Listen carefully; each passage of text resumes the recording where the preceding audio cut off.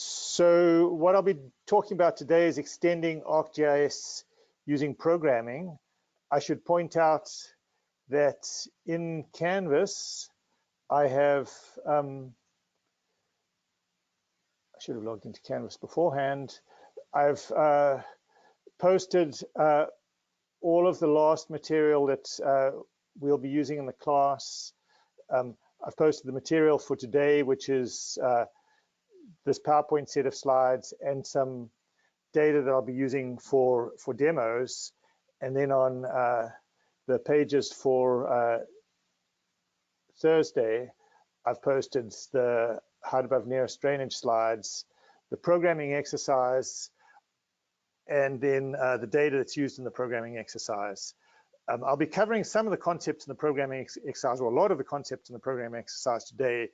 And I'd really encourage you to, even if you can't do it by Thursday, sort of take a look at it, because Thursday is the last time we actually have a class to be able to discuss it. Then after that, it's just whatever interactions you can manage over Canvas. And I've set the due date a week after Thursday, so you've still got time to do it. But in terms of interactions, that's where we are. Are there any questions from anybody? Okay, I had some questions sent to me on Canvas that I was going to address from Christina, who's sitting in the front row here.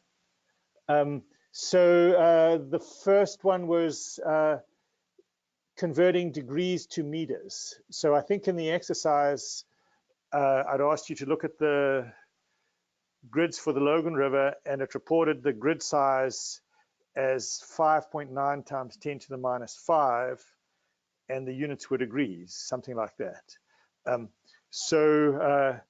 To calculate so that's an angle. It's a very small angle. You can think of it as an angle like this on this diagram. And if you've got an angle, the way you can calculate the distance BA is basically, it's the angle when the angle is expressed in radians multiplied by the radius. That's one of the, that's really the sort of definition of measuring angles in radians. So to get the distance from A to B in a north-south direction here, you'd use the radius of the Earth multiplied by the angle. So the angle difference is 5.9 times 10 to the minus 5 degrees. To convert degrees to radians, you multiply by pi, and you divide by 180. And that's because the circumference of a circle is pi times the diameter, or 2 pi times the radius, and there's 360 degrees around a circle. So you take the 5.9 times 10 to the minus 5, you multiply it by pi over 180, then you multiply it by the radius of the Earth. So I think the next slide gives you what the radius of the Earth is, this many kilometers. You'll then get a very small number in kilometers, multiply it by 1,000 to get the corresponding number in meters. So then for the east-west direction, you have to do something slightly different. Let's go back to this diagram. You need to effectively multiply it by the radius of the Earth at that latitude, because you're thinking of if you're thinking of moving along a parallel from C to D, you've got this angle delta lambda, which is a difference in longitude, also the 5.9 times 10 to the minus 5 in this case. But the effective radius is whatever the radius is at that particular latitude, and here you need to use the sort of properties of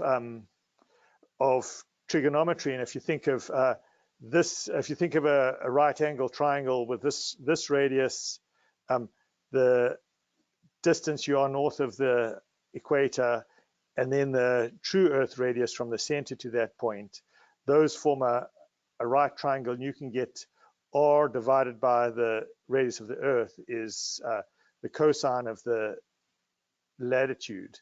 So that's where you get the cosine of the latitude coming in, and the length on the parallel is the radius of the Earth, the angle times the cosine of the latitude.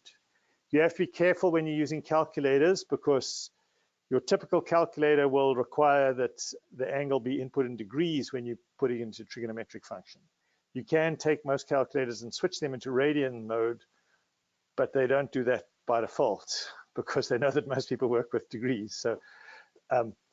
So if you've done the conversion to radians for this calculation, you have to make sure you put degrees in the cosine formula.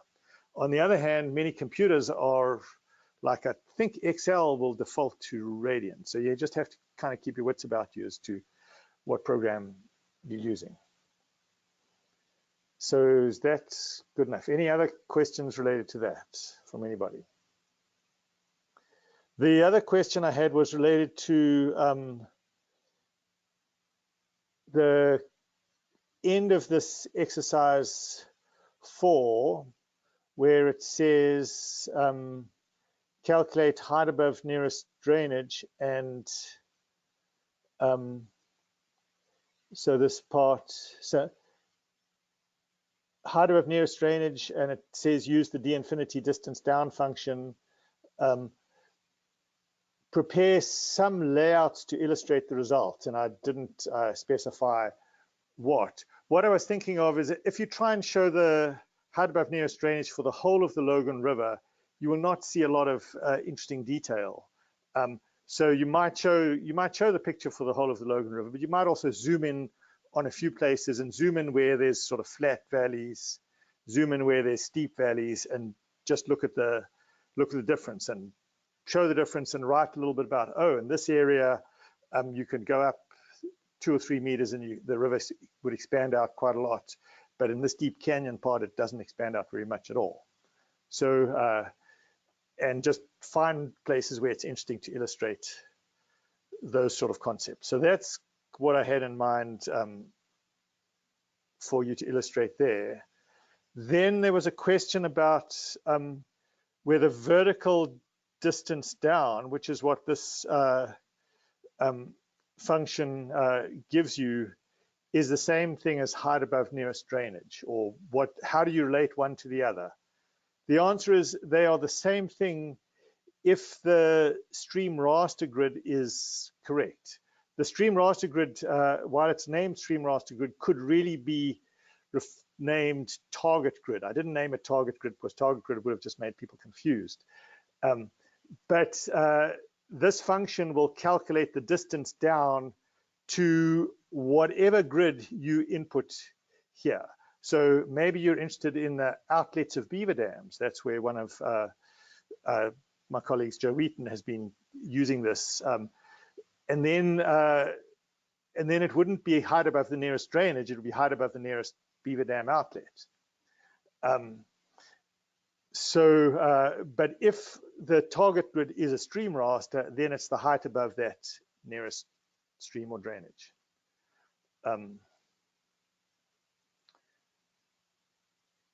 So any questions from anybody here or out there in cyberspace? So my plan today was to talk about extending ArcGIS using programming. We'll actually learn a whole lot more about height above nearest drainage in next class, where I've got a lecture about this. And the last exercise will actually calculate hand using the ArcGIS tools rather than not the TAUDEM tools, and actually have you extend one of the programs that we'll write to be able to do that. So we're going to get into some Python programming, which is fun. So why do you program things? The first is to automate repetitive tasks. So things like workflows. You may have, and we've done this already with Model Builder. You have an elevation text or elevation ASCII file you input, you convert it to a grid. You can do things like calculate flow direction, slope, and aspect. And if you need to repeat that task several times, you've now got a handy tool for doing it. You might also program to implement functionality not available. So new behavior or programming of new behavior. That's what was effectively done with this d-infinity approach. I didn't like the limitation of only being able to represent flow directions to within, say, 45 degrees. So came up with a new method that I thought I would try out. So we've seen this slide early on, but just to remind ourselves of GIS can be thought of as a structured way of organizing geographic data that really helps us analyze it. And these are the sort of relationships we've been working with: the raster data, the vector data, and there's effectively a data model that underlies it all, that helps, that organizes the data and lets you do a lot of useful analysis. There's the visualization view that allows you to make pretty pictures to really tell compelling stories. So that's the symbology, making one layer slightly transparent so you can see the other layer underneath it, using contours or hillshades or whatever to depict topography. So how to visualize things, windows into the data. Then there's the geoprocessing view, which is all of the information tools that effectively derive new data. We've been working with a lot of tools. Almost everything we do is do this, such and such geoprocessing tool, fill the pit, such and such a geoprocessing tool, do that. So that's the processing part. And now we're going to take the processing part, and instead of only being able to do it with the graphic user interface, we'll be doing it with programming command lines, which allows you to string many together a whole lot more efficiently. So there is help information that I'll point out. So this is the ArcGIS Pro help, and there's a tab for Python in the analysis and geoprocessing section. And there's also a section on Python geoprocessing, and it says there, use and create custom geoprocessing tools through Model Builder or Python scripting. So if you want to read more about it, there you actually see that page, and you can read about that, and you can look into the Python and geoprocessing, but you can learn about the Python language, or you can click on Python there, and it'll tell you about Python language. So now Python is a fairly widely used programming language that is ideal for beginners, so don't be intimidated by it. It's been developed to try and be cross-platform and at the same time easy to use. And ArcGIS has adopted it as its scripting language. So most of what we focus on I'll be focusing on using the ArcGIS tools from Python. I'm not going to teach you basic Python, but I think there is a link back on the slide here. Well, where did I get up to? There was a link back on the slide that, that'll take you to the Python website. Also, you should recognize that, I mean, while Python is an easy language to learn, you really can't learn programming in one lecture or 1 week. So you can kind of get some of the basics. I'll just give you a few guidelines and strategies. We'll develop some simple tools, and hopefully that'll give you enough confidence to be able to experiment. Programming is really a sort of experimental learning. Well, I find it's much better to learn by experimenting. Just try things out. You'll get a lot of errors. You just have to try and figure them out. You have to also think about what is the logic you want to have. And once I heard a programmer say, well, you just have to learn and understand the structure of the logic, and then you Google the syntax. Sometimes you don't know whether you have to use square brackets or round brackets or put a comma or a semicolon, but Google will help you with that. You know, there are a number of the links if you want to learn more. So in terms of programming with ArcGIS, we've worked with Model Builder. Today we'll be working with the Python scripting environment.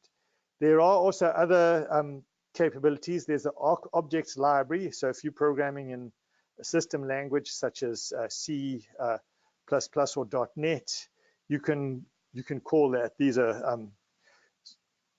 possibly more advanced languages than Python. There's also an Arc macro language, which came out in the real early versions of ArcGIS. I've never actually done anything with it. And then another part of programming is actually the use of open standards. So you will have seen when we're working with TAUDEM that I switched quickly from using the rasters inside a geodatabase into GeoTIFF files.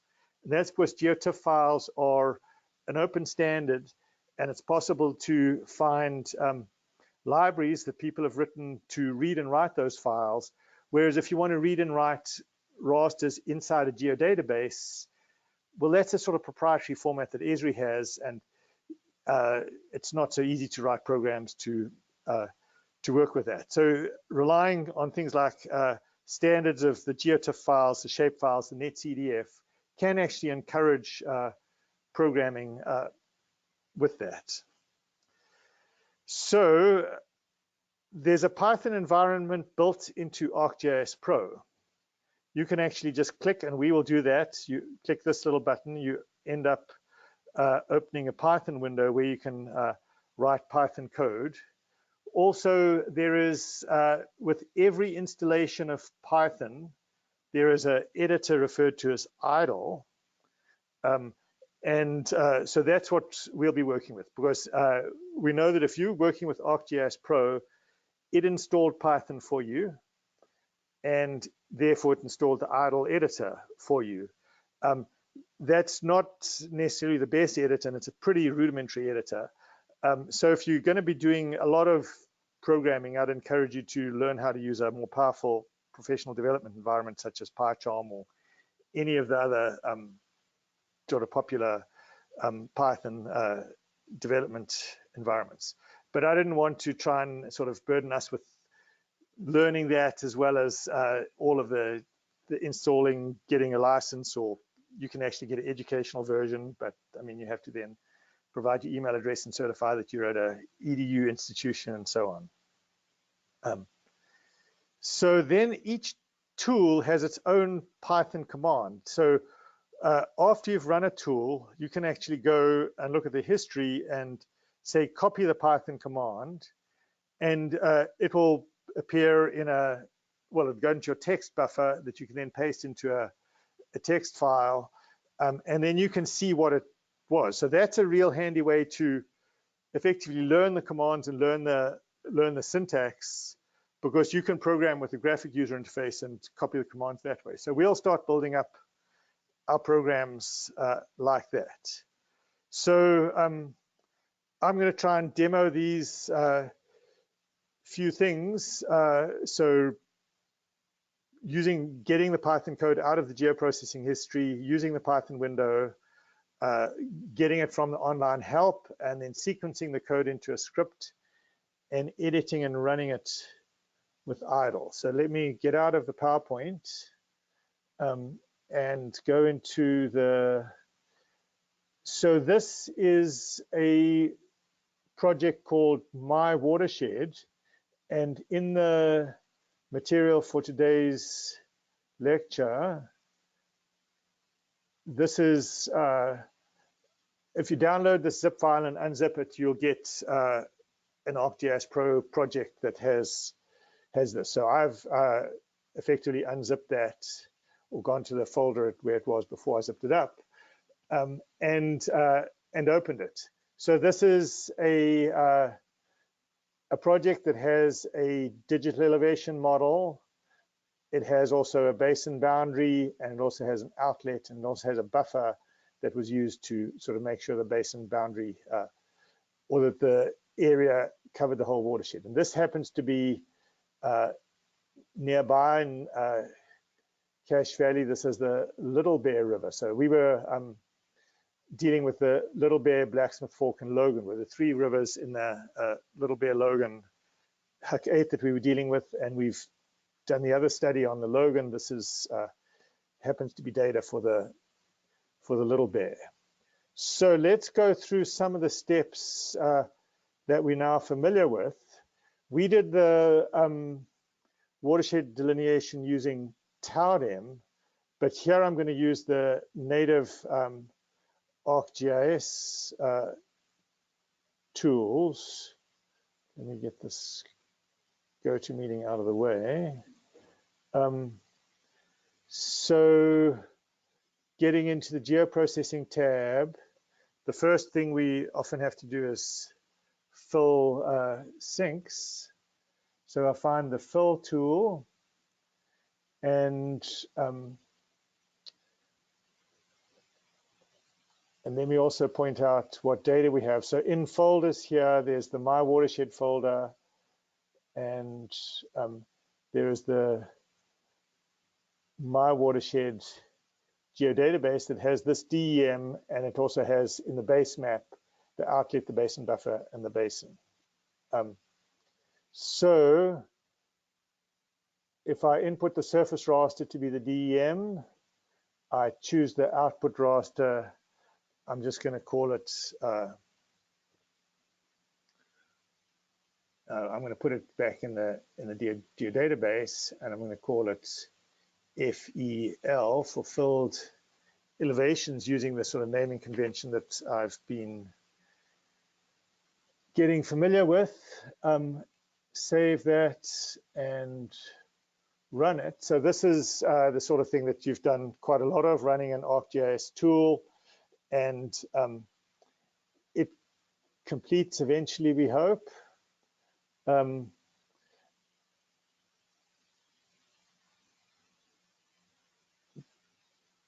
But once it does complete, I will show you how you can get the Python command associated with it, and then we'll learn how to use that. So now it's completed. So we added this filled elevation value raster to our data set, and it says fill is completed, and you can open the history, which opens another tab in the catalog here. And the only command we've run today is fill, but I can do right click on that and copy the Python command. So that's now copied to my copy buffer. So I'm going to now open a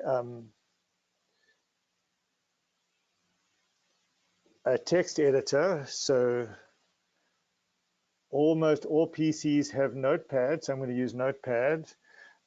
If I'm doing real work, I actually use Notepad++, which gives me some nice formats, but unless you've installed Notepad++, you won't have it.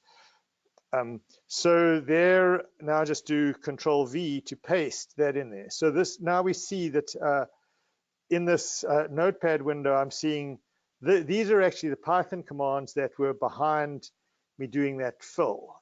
Out surface raster, it ran ArcPy SA, which means it's from the spatial analyst part of ArcPy fill. We input the DEM, then a semicolon tells it's a new command, and it's now saving that into this particular location. So my account, my documents, the ArcGIS work folder, the My Watershed folder, the My Watershed geodatabase. So if I wanted to run that from Python, let me go back here, and under the View tab, I can see the Python window. So if I click on that, this Python window opens at the bottom. So now I could actually run this command, and I'm just going to take the first part of it and paste it there where it says enter Python, and then just type enter. So now it's actually running this this program, and it's got a separate result that it labeled there out surface raster, because that was the name of this variable that I put here that added to the map. And this is identical to the previous one. If I go and look at my project catalog, you see there's something called fill_DEM2 that's sitting alongside fell. But maybe I didn't want it to be given whatever the default name was that ArcGIS used. Maybe I want to specify the name. So I can switch back to where was my notepad, And here I can effectively save that with a name of my choosing. So I'm going to just put fell 2 so that I don't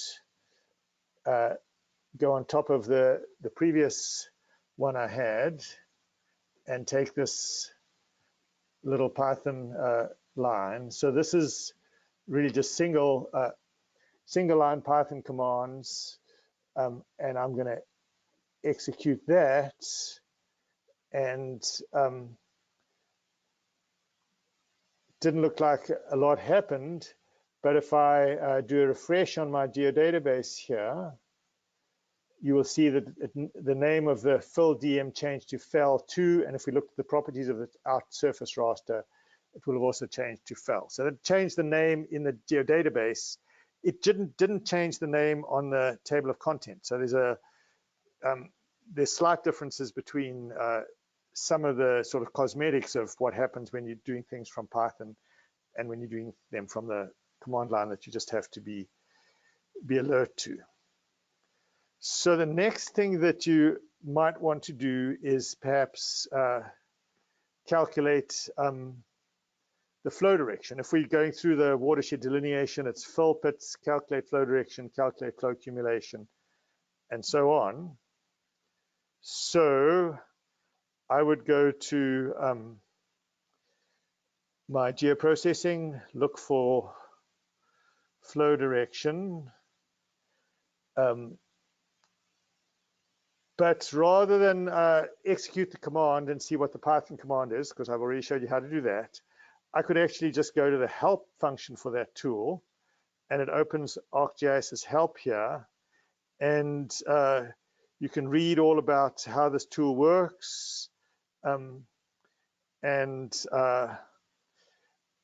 then somewhere near the bottom, it will say, it'd give a code sample. So here's a Python code sample, and it's got a couple of things: imports various libraries, set the workspace environment, and then you can just type this command: output flow direction, save. So I'm just going to take those lines and put them into my notepad here, and I'm going to say, well, what's going to happen if I just try this output flow direction? The elevation file I want to work on is maybe called FEL, so let me just put that in there, and I'm going to see if I can just work with that line. So I'm going to put that in there, and I got an error. So who knows why I got that error?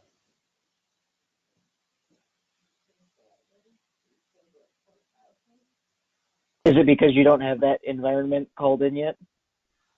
I don't have this environment pulled in yet. So really what I can look at how it ran with a fill, and I have to really say the error tells me that flow direction is not defined. So really it couldn't find this flow direction function, and I can rectify that by either saying to import all of the functions from the ArcPy SA library, which is what this command does, or I could put arcpy.sa in front of this and it would work.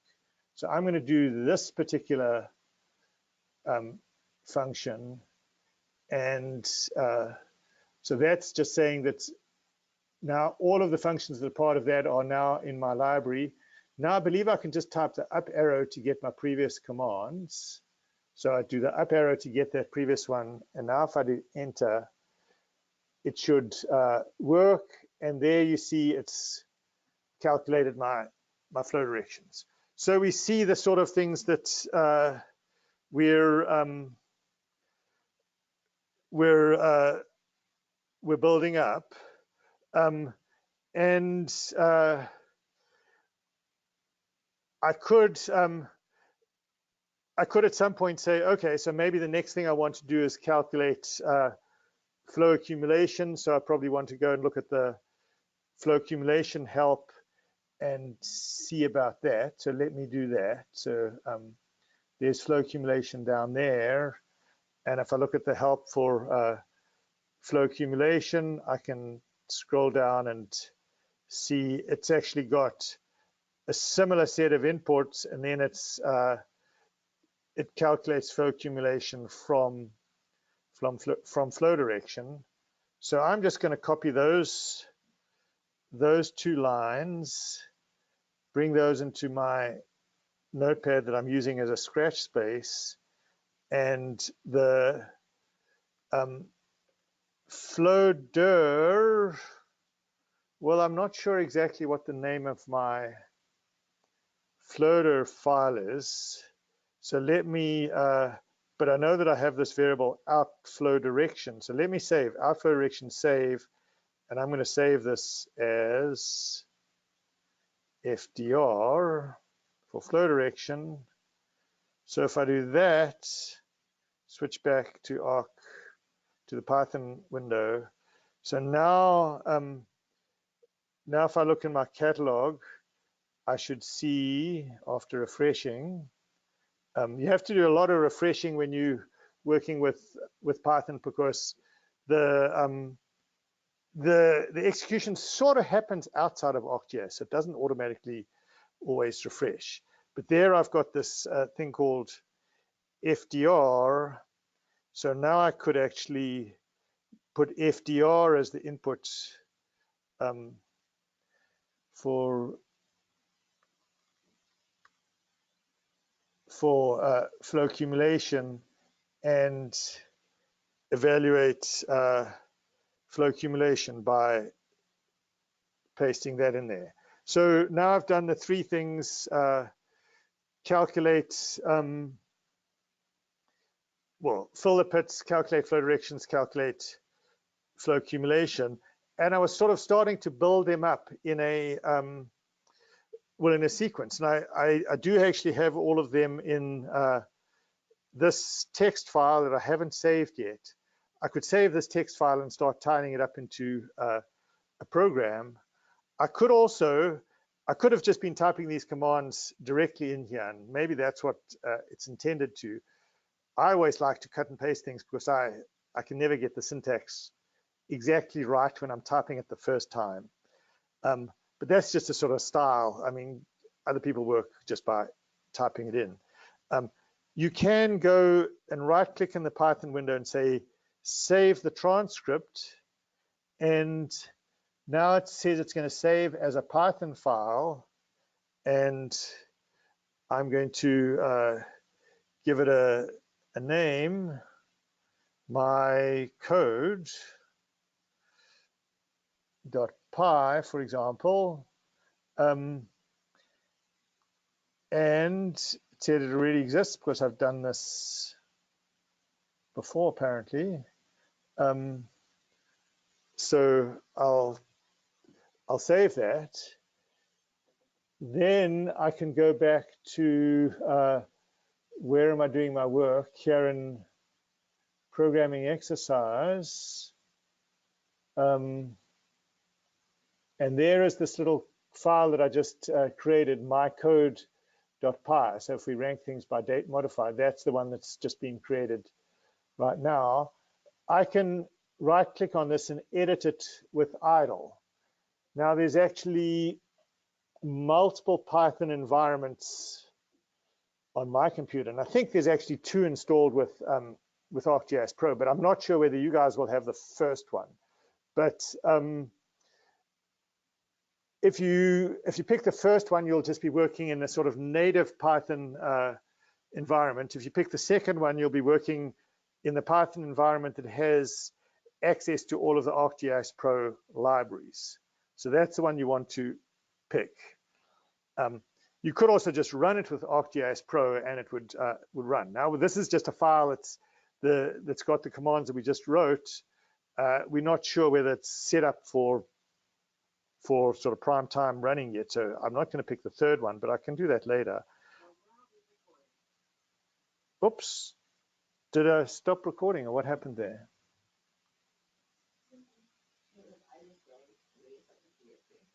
Oh, okay. So I'm going to edit with idle, and so we get this slightly different text editor that is starting to give me the commands involved in this program. So this is basically just the history of things that we did. So now I'm going to actually take this and use some of what we learned from basically trial and error, trying out these commands, as well as what we learned from reading the help file, to make this into a tidier program that you can execute all at once.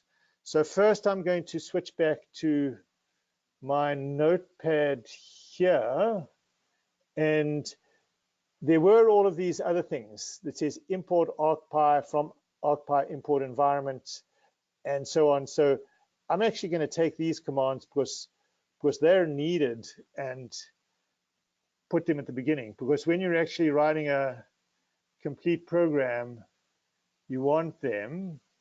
So I'm going to leave that first line there. Although this first line is really just a comment, it might be better to put a comment that says my learning to use Python, and I always like to put a name, always put your name on your work, and always put your date. So those are the sort of three requisites. Any file that I write will always have at least those. So then it says we're going to import the ArcPy library. We're going to import the environment tools from the ArcPy library. We're going to import the spatial analyst tools from the ArcPy library. And then by having imported the environment tools, we can do things like set the workspace to where we are working. So the workspace where we've been working is C users dtab documents ArcGIS work, this geodatabase. So I'm going to basically take this entire string and put that in there for the environment workspace. So that means that it will then, if I just specify short names for any of the files, it'll effectively prepend those to them. I believe that I do not need this extra backslash, and there's a little subtlety involved. You might have seen this little R here. That basically tells Python to treat this string, which is the part between quotes, as a set of raw characters. Otherwise, it would treat the backslash as an escape character, and there's special meanings to these things. Backslash T means tab, for example. I don't know what backslash U and D and uppercase D would be, but they would get misinterpreted. So we need to put the little R to tell it that this is a raw string. Then we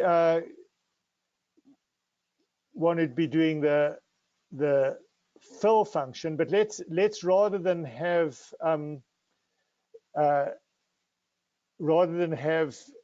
just a DEM there, let's say I'm going to use a variable for my digital elevation model.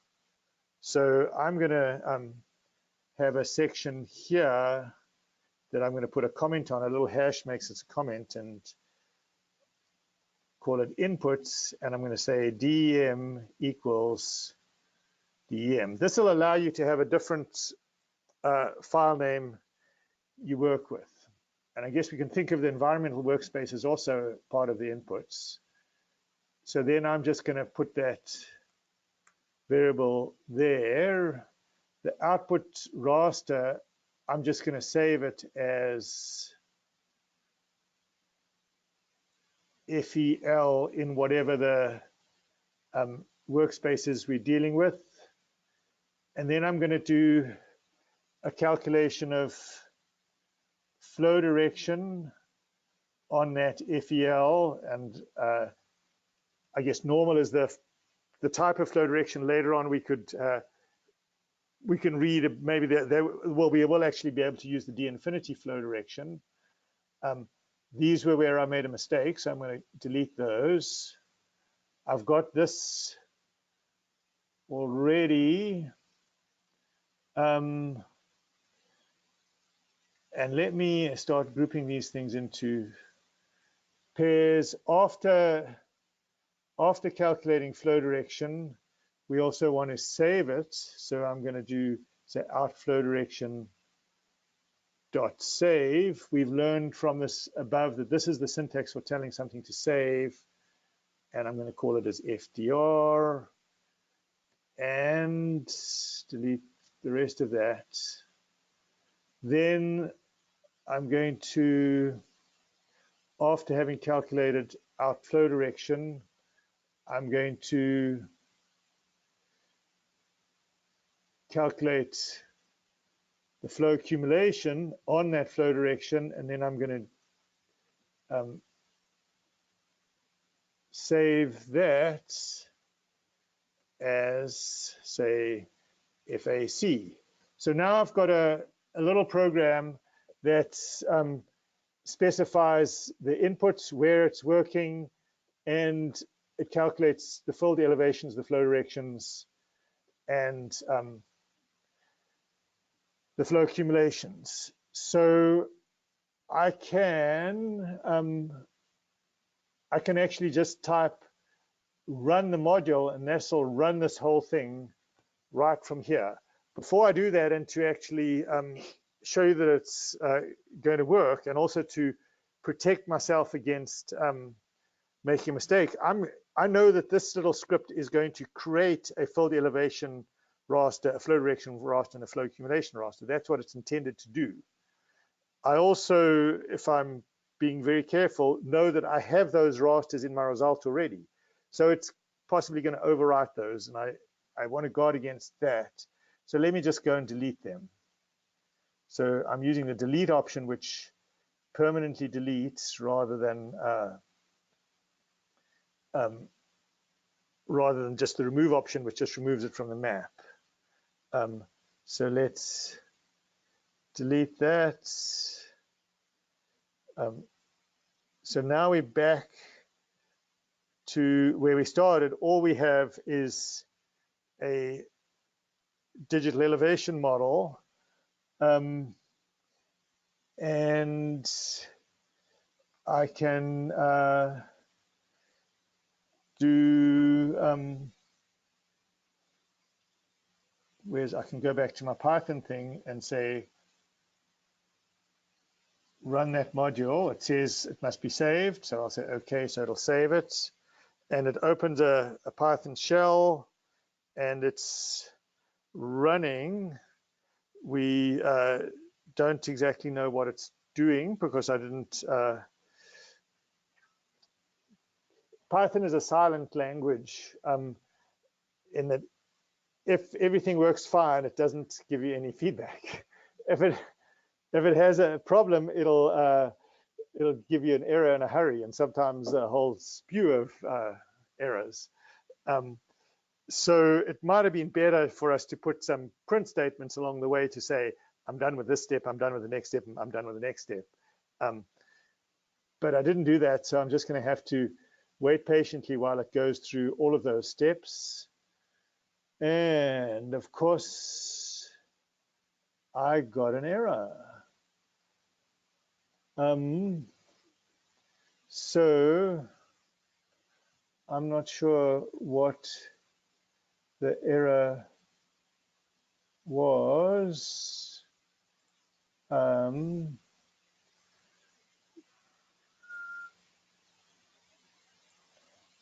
Runtime error, could not save raster data sets to that particular location with output format, whatever that is. So I'm thinking that that is a sort of a problem of synchronization.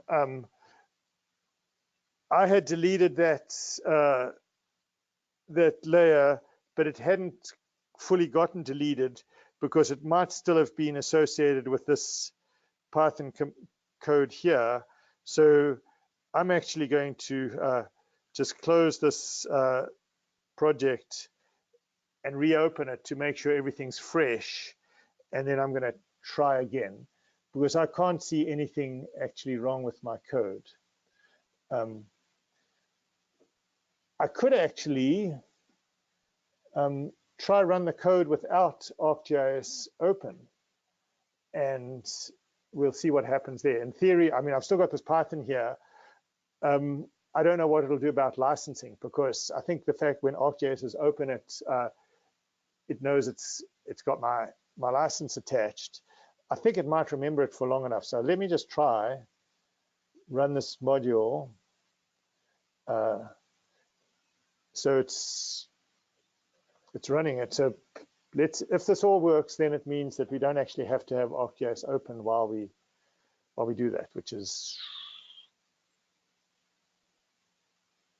oh, okay. So now it's telling me some raster data sets already exist and couldn't be overwritten. So who wants to tell me what went wrong there? Did some of them get created the first time you ran it before the error? Yes, the first ones got created, and it crashed on the third one. So so this is that's why programming is an iterative experimental process. And I mean, some of these errors I'm making deliberately. That one I didn't. That one's a true error. But so you should learn that even I make mistakes like this, and it's sort of an inherent. Programming is really, at least for me, a lot of trial and error, and eventually you build it up to where it's something useful and slick. I mean, you could try really hard and read and check everything carefully, but just run it and it'll tell you very quickly whether there's an error or not. So the sort of interactive approach is often the quickest way to learn. So let me go, let me see in the geodatabase there, FDR, FEL, and some of these things already exist. So maybe I can delete, and there's a flow accumulation one, delete, the fill DM one, delete, the, okay, so now it's giving me another problem, cannot get an exclusive schema lock. So that is because this window is still open because it tried to do something. If I close that window, I might be able to delete it. So I'm going to save this file, delete that, delete that, close it, open the project again to make sure everything's clean, find my code, open it with idle. So there, I haven't opened my project yet. So my Watershed project.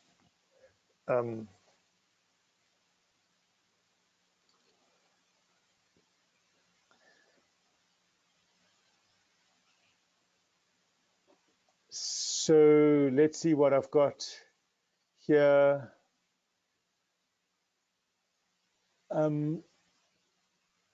In the geodatabase, there's just this DEM. So I should be able to take this program and run the module, and third time's going to be the charm. Or is this already the fourth time? I think this is the third time.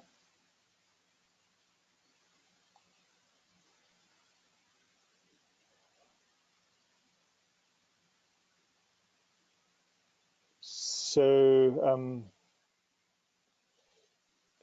while we're doing that, I'm going to think about printing some progress messages. So maybe I want to, after the this, I might want to say something like print and fill done. And maybe after this, I want to print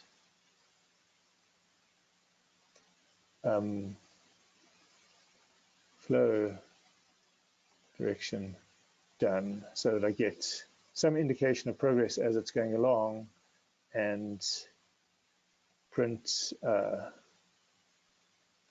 flow accumulation done. So this finished, and we can see it finished because the 3 caret prompt came back. And if I go to my base map, I can do a refresh. I can see these 3 layers were created. I could maybe add them to the map, get the option about building pyramids that somebody asked me at the beginning of the class. So let's say yes in this case. And there it gets added. And I don't know why it hasn't shown up. It's still taking time to. Interesting.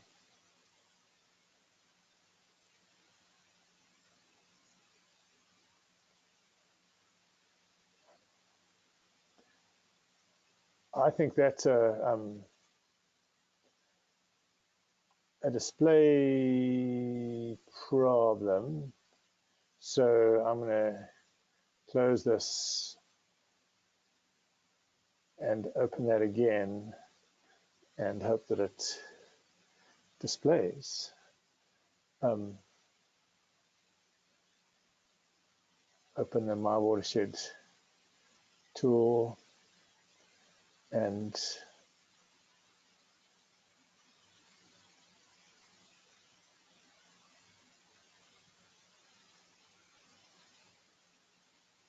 maybe zoom to layer.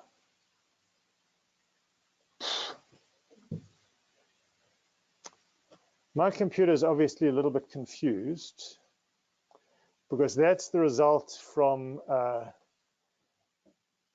Onion Creek that I was testing. So perhaps I might have been a little bit sloppy about what are the various inputs. So the reason that was not displaying was it was in a different part of the world. This is near Austin, Texas, and this is near Logan, Utah. And what is my program? I'm working on data that is coming from my watershed geodatabase, and folders, my watershed. I have a question. Yeah, go ahead. Could it be that you specified the DEM before you specified your environment? So it's not going to that environment first to get the DEM, it's getting whatever you call DEM before that?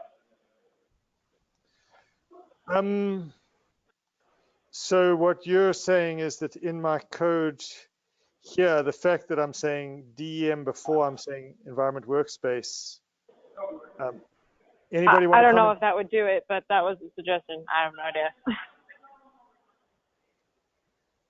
Okay, I don't think that would do that because this is just effectively saying this string gets assigned to that variable.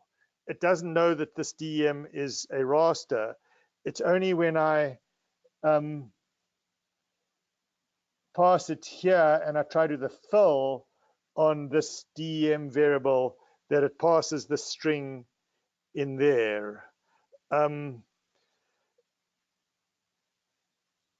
I'm concerned that maybe this this DEM. Well, I've been working with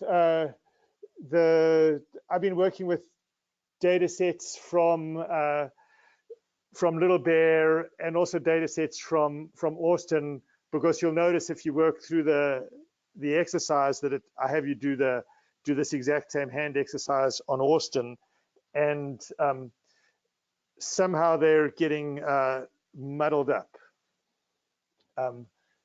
and I'm not exactly sure how that happens, because there's a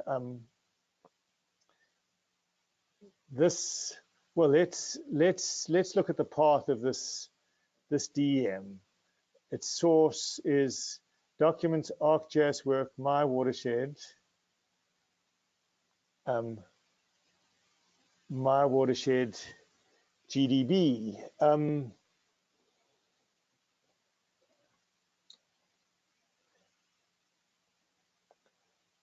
I have no idea how it's using the old one.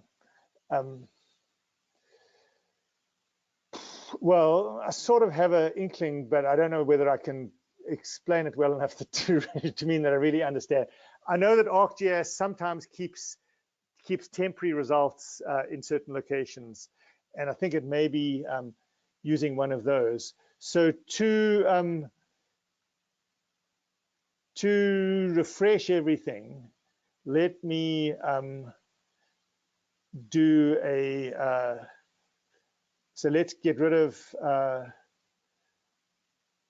flow accumulation.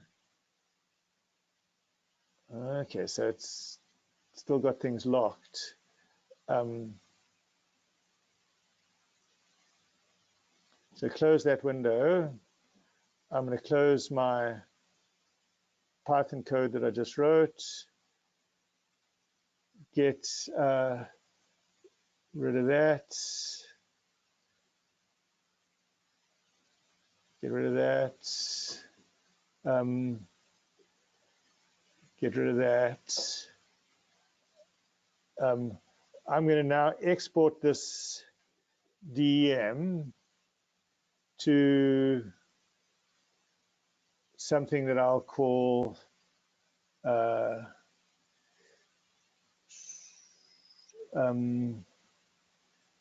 output the raster. Where do I get to specify its name?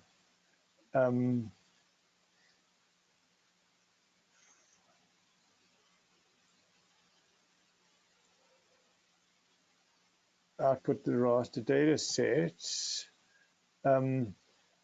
My watershed dem.tif. I actually want to export it into my database, my watershed, and I'm just going to call it DM2. Save it as that. And I'm going to leave all of the other parameters the same and say export. So if I go and look at my catalog and do a refresh, I should have, where did it, it's working with a different geodatabase somewhere.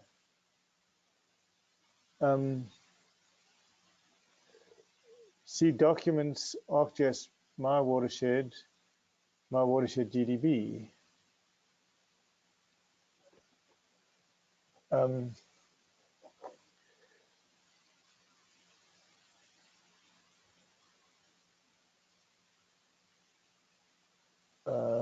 So refresh there. Okay, it's showed up there. So now I've got a second DEM. I'm going to try run my program again, but with that DEM2. So I'm going to rename my input to be DEM2 and run it, saving the source.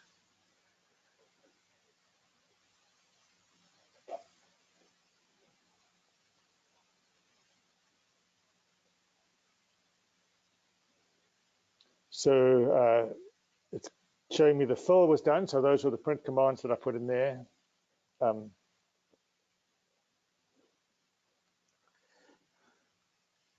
Calculated flow directions.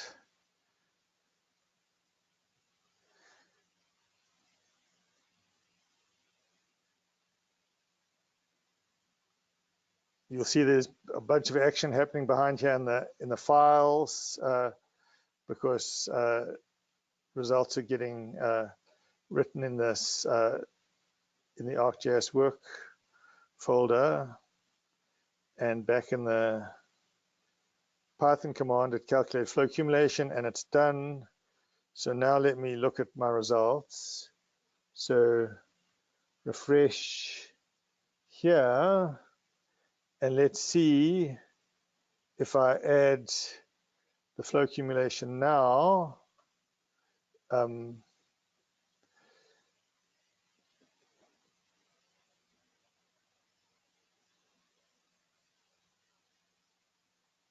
And if it's still done something, it's still given me the flow accumulation from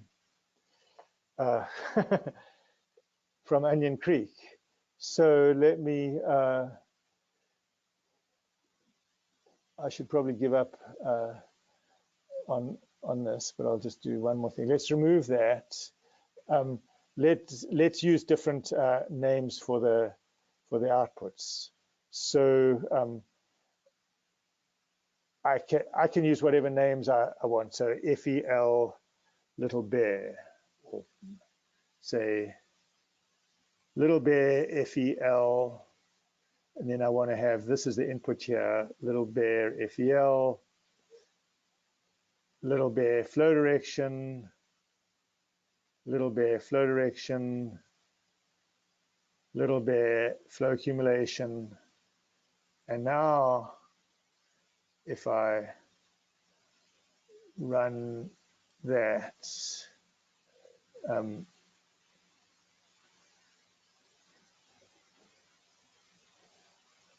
I didn't have to, or I didn't delete the old ones because I knew I was going to be writing different file names. So it's done some calculations. If I refresh on my database here, there is the little bear flow accumulation, which let me add it to the map. And let's zoom to where we are. There it's calculated flow accumulation for little bear. I could then go and symbolize it. So that's the sort of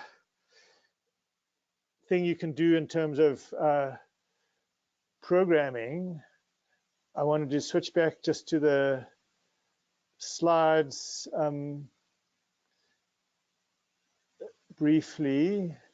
So we went through the programming. We did this demo. We sequenced the code into a script. We ran it with idle. So I then took this example and fleshed it out. So I provided you this file, dm2 watershed.py, which is the sort of things that we've been doing before, but it's gone through the complete sequence of setting the inputs, the digital elevation model, outlet, the threshold, setting the workspace, then fill, flow direction, flow accumulation. We programmed those three, but if you want to do a complete sort of sequence of watershed delineation, you then might want to snap the outlet onto the streams, calculate the watershed, calculate the stream raster, calculate the stream links, calculate the catchments, and calculate the vector conversions. So these numbers there should correspond to the little blocks of code here. So we've done things like set up the inputs. We've got a threshold there. And this is all set up to work on the little bear digital elevation model. And I'm sort of suspect of how this is going to work because it's going to be, well, it's going to be, some of these names seem to be still having a little bit of difficulty, but we could go and run that and get the whole set of processes done for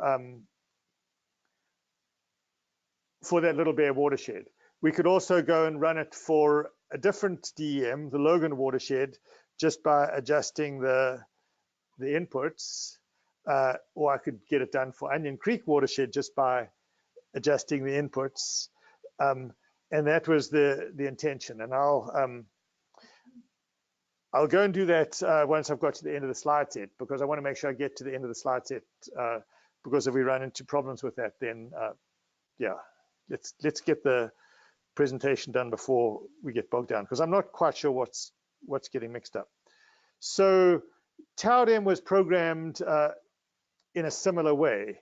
I mean, each of these tools has been put together to effectively do a lot of those things, stream and watershed delineation, and it's got some of these features we've spoke about last time, the multiple flow direction field idea, calculation of flow-based derivative surfaces, and then it uses the parallel implementation to speed things up. It takes advantage of C++, which is an open platform of command line executables, and then there's an ArcGIS toolbox that you're working with in the current exercise. So it's effectively got the part in green will run on any computer, the C++ part, and then it uses the GDAL and OGR library to read and write the data sets in the open standard formats, GeoTIFF and shapefiles. But then for ArcGIS, it uses the ArcGIS Python script tools and the Python code to suggest the file names to use for outputs, and it's put into the toolbox. So when you do a command in TAUDEM and you put, say, input elevation grid, Logan TIFF in pit remove, number of processes, it basically takes all of the things on this command and constructs a command line executable. Now, some of you who had trouble with getting TAUDEM installed right, I said, okay, go back to the command line executable and try run that, because that then tends to give more descriptive error messages that help you figure out maybe there's a path that you can't find pit remove, or maybe there's a path that you can't find MPI exec. But basically, there's the Python script that analyzes this, actually just takes these inputs, constructs this command line, and then executes this, which is running the C++ code. So this is the sort of Python script that's involved with pit remove. And if you work through this text here, you'll see it's doing the sort of things we were just programming, doing various ArcPy things to add messages, constructing a string that's MPI exec of the input process, pit remove, and then working on the results. So the sort of summary slide is that you can really extend the geoprocessing capability with programming to do something new, repeat something you need frequently. Model Builder gives you a sort of visual way of doing it. Python is cross-platform, powerful, and easy to use. It's sometimes programmers will complain that Python code is a little bit slow. So when your time is precious and the computer's time is not so precious, and it's always that way around, your time is much more valuable than the computer's time, it's a good language to start with. A compiled language such as C++ you might use to achieve optimal efficiency when the computer's time is valuable. So if you're trying to run for the whole entire US and you really want to get your results quickly, and you're going to be using an expensive supercomputer, you may sacrifice a few days or weeks or months of your time to program it to run efficiently, to save the computer some time by working in C++. So that's the sort of general idea behind this. And I'm sorry those demos didn't go quite smoothly, but that's real life. So you see that I experienced some of the real life difficulties. Let's pause and take a few questions there. Yeah. This is Lindsay at USU. I had a question. If I wanted to send someone thing that I made, is there someplace that it automatically saves the script if you're using the interface? Like instead of you going in and copying the command line, is that saved somewhere behind the scenes? I don't know. I've heard that you can go from model builder to a sort of Python script. So you can build a model builder that sequences everything, and then you could save that as a Python script. If you're running, I mean, if you've got the interface open and you've done everything in this Python toolbar, then you could send it to them. But if you've just done a whole long analysis with a whole bunch of geoprocessing tools, I don't know, but you could go to, you might be able to go to the history. So let's, well, we're actually not in a state where I've run anything. So let's run something. So let's do fill, and say I'm going to fill, and my surface raster is going to be, say, DM2. I'm just going to accept this default name. So if you've worked on a project and you go to open history, okay, so here's the history of all my commands. I guess what you're asking for is export the entire history in one file, or save that entire history as one file. I don't know if there is such a thing, but maybe there is. Does anybody else on the class know that perhaps?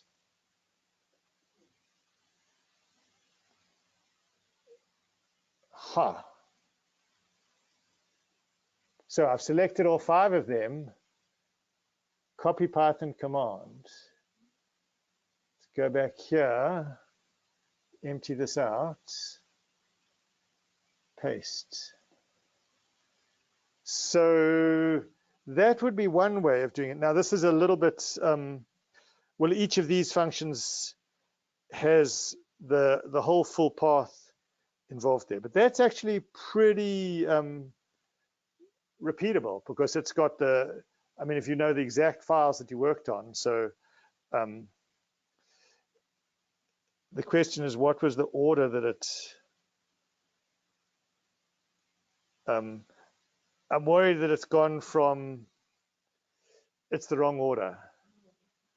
So maybe you can sort in ascending or descending order by status, name, or start time.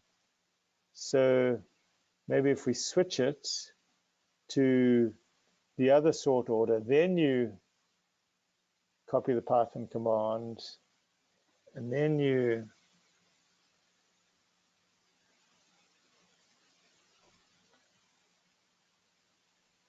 you might be able to, so now the one at 412 is at the bottom. So how do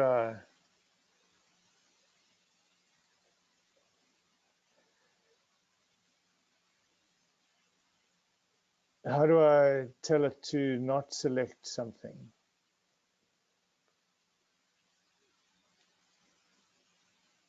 Okay, so now it's ranked first to last.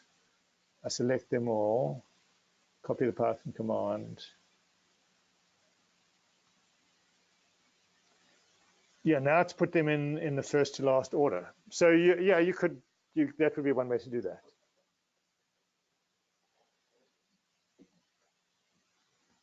Any questions from anybody? So I'll point out, so if you look at the exercise that I've assigned for next time, which is the programming hand exercise, you'll see that I provide things like the Little Bear geodatabase, which is what we were just working with, and the DM Watershed Pi function we were just illustrating, the Onion Creek geodatabase, which was the one that was sort of interfering with us because my computer seemed to be remembering that. And then there's explanations of what are in those things. But this takes you through pretty much exactly what I just did. Developing the steps of the program, using fill, opening the history. So I've sort of detailed out there the sort of things that I did in the class, and it takes you through all the way to the end where we're now doing some analysis to identify homes that are flooded if you assume that there's a certain threshold height above nearest drainage where there is flooding. And it's hopefully not too long. It's 16 pages, so some of the other ones were like 40 or 50. So hopefully it's not too onerous, and it'll be a good learning experience. And next class, I'll go through the slides that are already posted, and we can also talk about some of this. And that will be the last class of this little block. I'll use the time between now and then to grade all the homeworks that at least have been due before then. The exercise 3 is only due on Thursday, so it would be unreasonable for me to go and expect it to be there to grade it. So you'll have to get the feedback on exercises 3 and 4 after we're done with at least my lecturing.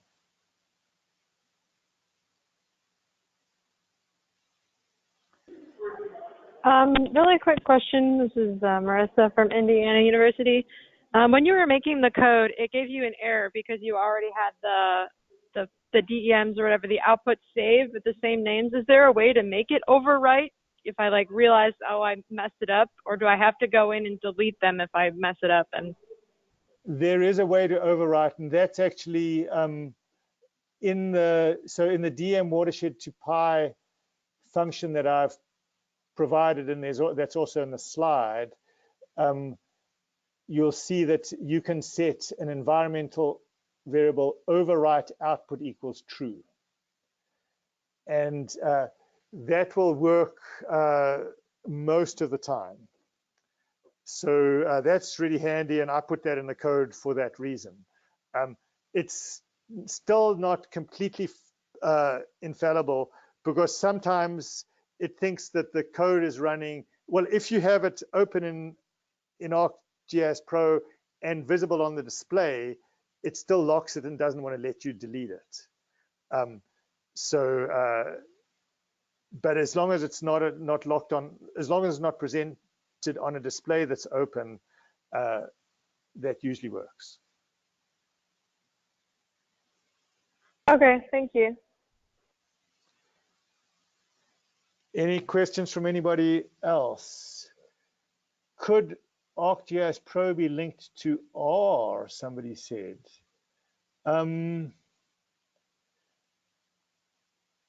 I don't know. All of the help for ArcGIS uses Python, although I know that they have been experimenting with R. I've actually sometimes linked Taudim with R because Taudim is really just those command line executables. So you can actually execute, you can have a system call in R right there, and because it's using geotiff files, you can use the R grid library, or there's other libraries as well to read that. But I don't know about the ARC libraries. what normal means in flow direction. So if you look at the help on flow direction, you will see that it gives you different options. So let's find flow direction. So if I go to help,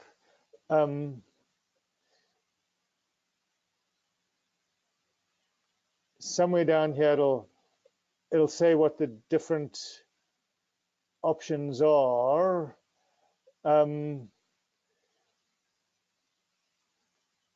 But I think if you want to use the multiple flow direction option, that's where you specify something else. Okay, so you can have normal if the maximum drop on the inside is used, or force, all the edge cells will go output. So yeah, it's related to how the edges are handled. The multiple flow direction option is something else, which would be the flow direction type variable, where you can specify D8, multiple flow direction, or D infinity. And that'll be one of the options that you use in the exercise. There was something else in the chat there. Where's the chat? Okay. When we import a GeoTIFF file image, which is a grid, and we cannot see any attribute table, how can we convert the data to integer? So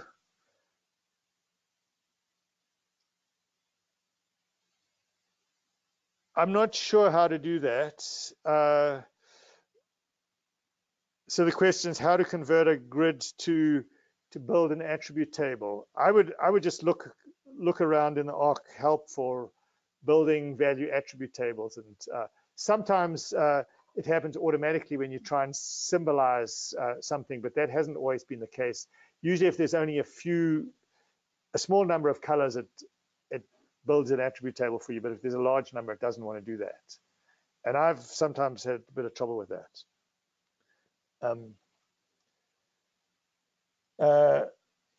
Okay, so any other questions from anybody?